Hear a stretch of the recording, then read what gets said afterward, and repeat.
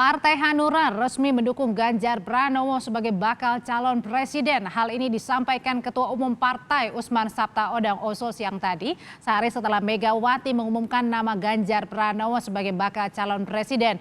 Menurut Oso, Ganjar merupakan sosok yang sesuai hati nurani dan bisa melanjutkan program kerja Presiden Jokowi. Saya sepakat,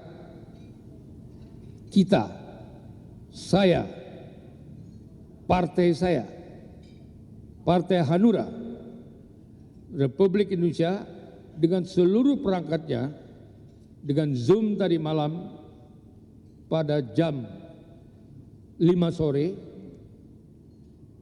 kita memutuskan bersama seluruh cabang-cabang yang seluruh ada di Indonesia ini,